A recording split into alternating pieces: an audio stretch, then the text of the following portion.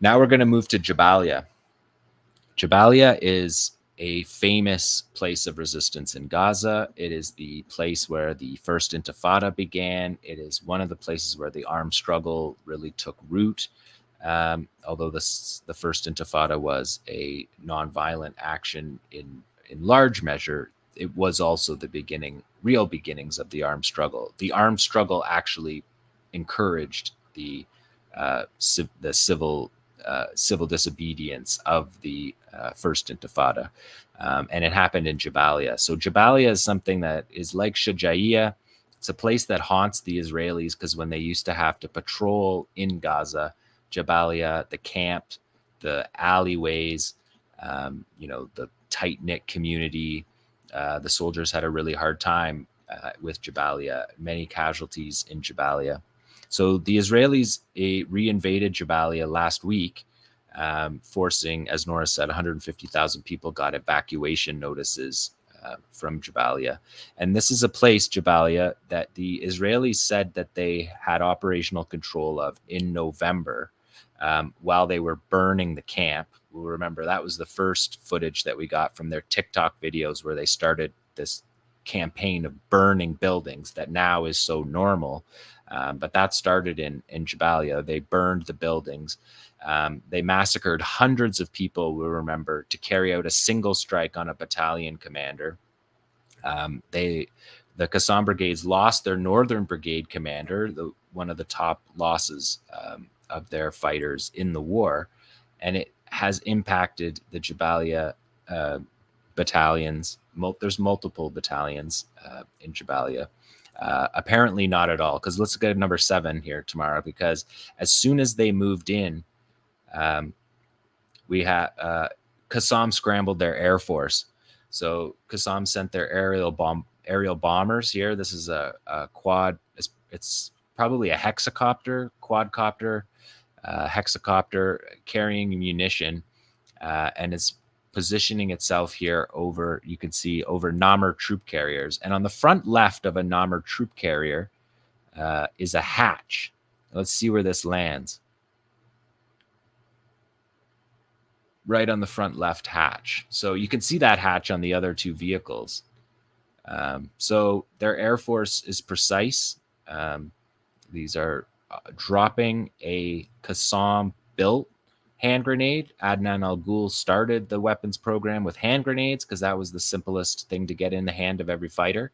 If you build your own hand grenades and give them to your fighters, it's easier to have than guns at times. And so hand grenades were the first of Kasam's weapons industry. And so you're seeing the beginning of the weapons industry and the realization of the weapons industry in this drone-dropped munition. And again, just watch.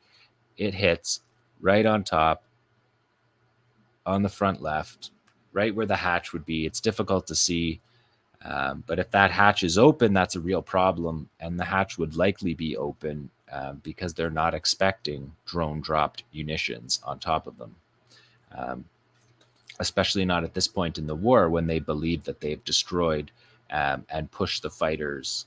They're telling their people they've won the war in Jabalia, but here they are, going back into Jabalia to fight. So we've seen Kasam during these battles, just in the last 2 weeks, I've showed you, Kasam capturing Israeli drones. We've seen them shooting down Israeli drones, multiple types of captured, multiple types of shot down. We've seen them deploy their own drones, Kasam's own drones, deployed for surveillance, And now we're seeing, again, I showed you a month or so ago, the drone drop munitions, because they've done this half a dozen times in the war. And critically, they did it on October 7th. Drone dropped munitions were a critical part of the blinding operation, as it's called, the operation on October 7th that knocked out the network connectivity that the Israelis depend on. And that was the first part of the operation. The rocket fire, the blinding operation, so Israelis didn't know what happened, then the breaching operation, all functioned together to allow the Kasam brigades to overrun the Gaza division at Riyam base within 40 minutes of the first moment of attack. It was completely overrun. Not that they arrived there, that they overran it. a base that's 15 kilometers travel from the border. So even the commute time is included in that. The footage of October 7th sacking of the Israeli bases is part of the reason why you hear people in Israel saying that they don't believe that the state can defend them anymore, because that was such a one-sided battle by Kasam special forces against a bunch of Israeli soldiers that didn't look like they were ready to hang with Kasam fighters, and the overrunning of those bases happened so fast. Let's look at number 8 here tomorrow. This is a Yassin strike against a tank that is right outside the door. That is right outside the door of that house. I'm not very good with feet, but it's not very many feet. It's pretty much as close to the building as you could get. These fighters are able to move through the buildings and get in position to hit the tank way closer than it can protect itself. And it's pointing in between the seam there, underneath the turret of the tank. The triangle pointed to that because that's the destination for the warhead. And obviously they can't return fire because you can see where the tank barrel is pointed the opposite direction. So they're not going to turn and return fire. So you've got another situation of a Kasam fighter carrying out an operation and returning to his base safely. So let's do number 9, because this is interesting. This is Kasam rocket teams. We don't do a lot of rocket stuff. And again, I apologize to the rocket guys because they do a lot of work. But when there's tons of videos, these are the ones that get cut out. But you can see them launching. They're using their iron peacemaker, peace enforcer device that we talked about on the show last week. You can see that's a Kasam made rocket controller setting timers. And this is a rocket barrage from, wait for it, from Jabalia, from where the IDF is operating, right underneath their nose. The tanks are all over there, and they see the rockets go over their head. And it's a psychological operation that the resistance does and has always done. This is just like a militant middle finger. It's not designed to be devastating. It's designed to send a message. It's to send a message that they can carry out these operations under actual occupation with the forces actually in Jabalia. These are launches from Jabalia, where an entire Israeli army division is operating, and they're firing rockets. And there was multiple examples of this. I wanted to bring you this one because it gives you a really good shot of the Iron Peacemaker, which is a play on words for the Iron Dome, essentially, that it defeats the Iron Dome by setting the timers on these rockets to set them at frequencies that can defeat the Iron Dome. That's the intention behind it. So sending a message in Jabalia with rocket fire, which is just, again, you can't say that you're winning a war when the fighters are launching homemade rockets right under your nose, and the forces, and it's almost literally right under their noses, because the rocket flies over the head of the Israeli soldiers on the base and flies to the place that they live in Israel. So it's a very psychological, it's mostly a psychological operation, and we see it all the time. As soon as the Israelis pulled out of 𝐓𝐡𝐞 today, I didn't see it, but you could go check the field reports. I bet you 𝐓𝐡𝐞 fired rockets the moment the Israelis, or as they were leaving, fire them over their head as they're driving away, as a sign, just as a sign that says we're still here. Of course, the rockets aren't just a sign. They can cause a lot of damage, and the development of the rocket program is very significant for the Palestinians. Of course, it was also Adnan al-Ghul to professionalize a rocket program, which is basically the next stage above mortars. Hand grenade, and then the mortar, and then the rocket. Those are the 3 logical weapons that you would start with for the type of battle that you fight when you're a besieged population, and your enemy believes in iron walls and like watchtowers and fences. You need to traverse those to fight. Let's look at number 30 here, Tamara. Here we're going to see two cameras. There you see the green for the good guy again in Kasam's videos. The red is the Israeli. You're seeing two cameras for this Yassin strike on a Merkava tank, an elevated strike on a Merkava tank. So you're seeing it from multiple angles. So they're having the ability to get these videos shot from multiple positions. Now you're watching a fighter mouse hole, and as we've seen this all through the war as well. He's mouse holing through a building. He doesn't have to go outside. He comes out and he's going to step out into the street and be face to face with a tank. And you see clearly he hits it right underneath the turret, which is exactly where he's aiming for. So he mouse holds out of the building. So we see them use tunnels. And now we're seeing them watch with surveillance an Israeli sniper position in the building, knocking a big hole out of the wall, the opposite of what the Kasam snipers do. And that's a fragmentation warhead that he's firing there. So that's an anti-personnel warhead that when it hits the building, the shrapnel fragments explode. You can see it there. He's got another one there. He reloaded. We don't see that very often, seeing them actually reload on camera. But we see him reload there and fire that fragmentation grenade. So he's using the appropriate weapon against personnel in the building in Jabalia, the place that was supposed to be defeated in November, are choosing which warhead to use in the appropriate situation. So they're not short of weaponry still 8 months on. And so these tiny little clues that we're seeing here are really all pile up to the reasons why Israel's losing this war. And it's not even close. There's not something they're going to find in Jabalia that's going to turn this war. You can see him moving through these mouse holes are critical. So the tunnels under the ground, the mouse holes above the ground allow the fighters to move between these buildings and get the cameraman is showing you that he's going to go out on the street and hit that from the dead center of the tank. Another situation where a fighter stares down the barrel of a tank, which is obviously courageous, but it is also effective. He is going in and hitting that spot on the tank that is the weak spot on the tank. And so it's not just bravery. It is very much bravery, but it's also skill. It's not just a suicide mission to go and try and take out one vehicle.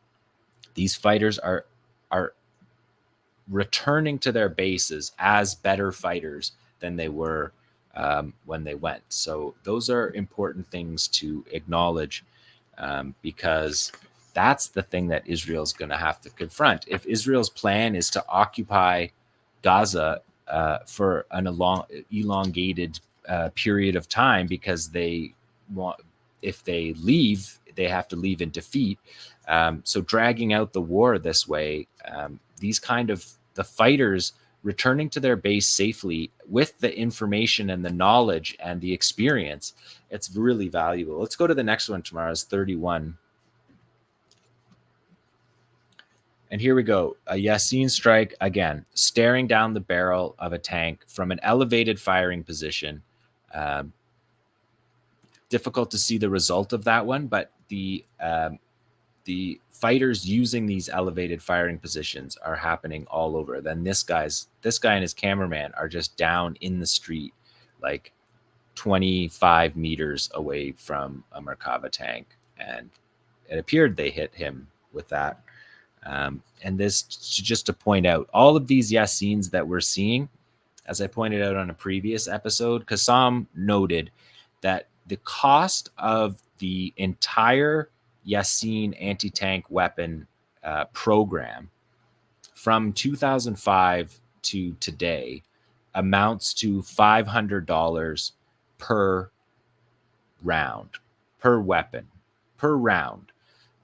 That's all the research and development. That's all of the training, and that's all the putting it into service, and they're targeting with these $500 weapons a $6 million tank there, that even if you don't destroy the tank doesn't blow up in flames. The point of the Yasin is to penetrate the tank in a small spot, and then what the penetration of the tank fires like hot metal, molten shrapnel inside the tank, and it has nowhere to escape.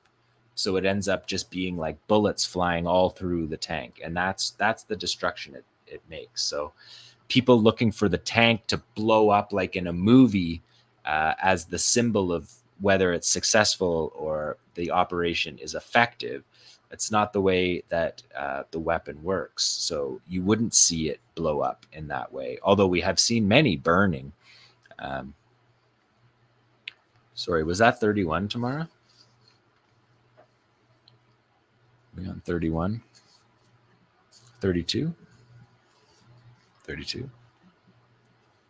So this is 4 shooters. That's a Namr troop carrier. That shooter's getting within, I don't know, again, what is that? That's like basically across the street distance, moving through the rubble. That Israel sees that rubble and thinks that area is out of service. And then now that's a D9 armored bulldozer. Now they're using the alleyways of Jabalia, the famous alleyways of Jabalia. The alleyways of the camps all over Palestine are famous for their resistance and the way the resistance uses it, from Jenin in the north to Rafah in the south. It's the same in all the camps, and that's why the Israelis are always losing. They're losing in Nur Shams, they're losing in Jenin, they're losing in the alleyways of Rafah. We're watching them here now, 20 minutes losing in the alleyways of Jabalia, because the fighters know these alleyways like the back of their hands. It's their homes. For better or for worse, they're temporary homes, as they always point out. If you ask them, they're temporary homes, and they'll tell you where their actual home is, in the Gaza envelope, as Israel calls it, that has been depopulated because of the Kasam attacks, and people have not moved back into those areas. Those are the areas where these fighters are from and their families are from, and they want to go back to those places. They consider Gaza a temporary place, but in the camps, they organize the camp like their old villages, and that's something probably people have watched this show know, that that's the case. But they moved their villages into the camps, and organized them in much the same way, named the streets the same way, named the areas the same way, but they believe that they're temporary.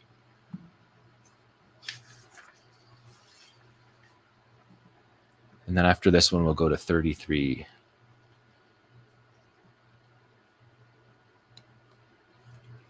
Now we're watching these fighters move through the alley with multiple rounds in their hands, and then all 3 of them come up in unison. So we're watching 2 shooters and a cameraman here. The one shooter's picking the armored personnel carrier and the Namr troop carrier, and the shooter on the right is choosing the tank in the foreground.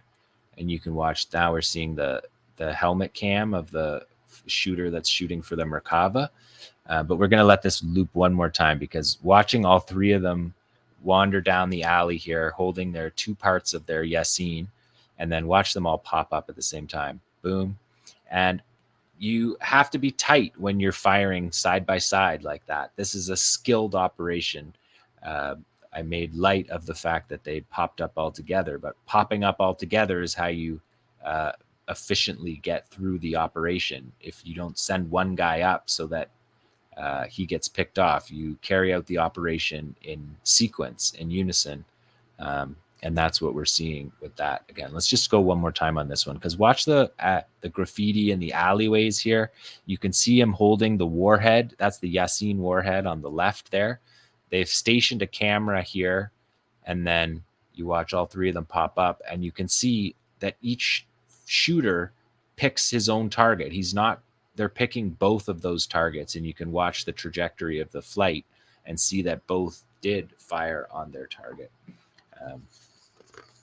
So that was in the in unison operation. Another remarkable, still in Jabalia, where Israel said that they controlled in November. Just a joke. 34.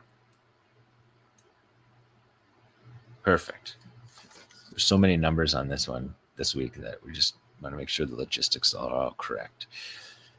Great job, Tamara, as usual.